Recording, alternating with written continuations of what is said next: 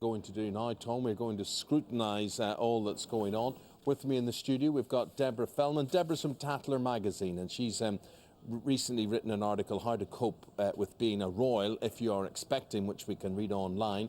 And Simon Clare from Coral, the bookmakers.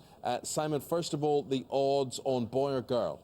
Yeah, you'd think this would be a 50-50 split. We look through the lineage. There's lots of men in the royal family, obviously Harry and William brothers. We got odds on a boy, so we're favouring a male birth, 5 to 6, even money a girl. Clearly, we're basing that on pretty much nothing, but we've got to start somewhere. So at the moment, bookies think it's going to be a boy. OK, so your books are open. Are people laying money yet, or when does that begin to build? Already started. I mean, we were laying bets last week and for months on whether there was going to be a royal birth next year. The gamble started when that romper suit was handed to Kate Middleton, I think it was in Suffolk.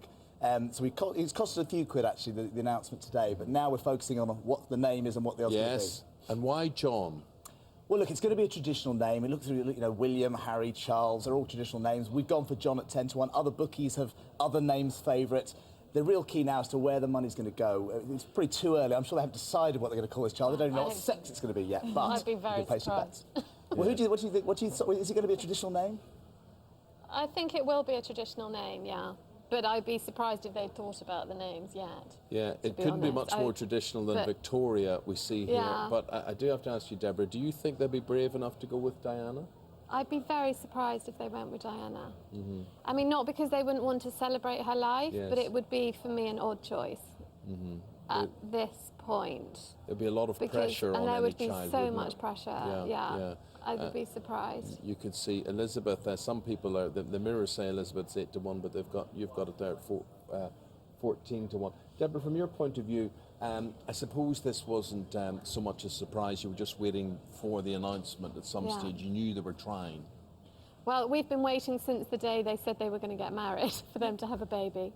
So it's just very, very exciting. It's not a surprise, but I don't think it, makes it any less wonderful. Simon Clare is so excited by this. He will take money, I think, almost on anything. The other areas where you're accepting bets on, of course, even down to hair colour and weight we're going to discuss as well. So let's see what we've got here. Weight, well, there's no way a woman of her build is going to give birth to a 10-pound plus baby, is there? Well, it would be very surprising. It is 10 to 1, I mean. Yes, yes. So 7 to... I actually think she looks like someone would be like a 6-pound baby. Me too. That's what I think. And as regards hair colour, let's see what you've got. There you are. It's certainly, and listen, this will be a challenge one. When the baby pops out and there's a sort of a whiff of hair, how are we actually going to decide what it is? We'll have to wait till he's a year old to pay out on this market. Bald, Deborah, your article in the Tatler was How to Cope with Being a Royal If You Are Expecting. I mean, here's this poor girl, she's in hospital, she's feeling like death at the moment. Everybody's outside, like us, we're sitting discussing, what are they going to call it, what's going to weigh? She just doesn't know if she's going to get through the next day at the moment. No, quite. I mean, I just remember being pregnant, so I think I heard that she's maybe only 8 weeks as well. The pressure she is under is so incredible, because at that point, you don't even want to tell your closest friends and family that you're pregnant, really.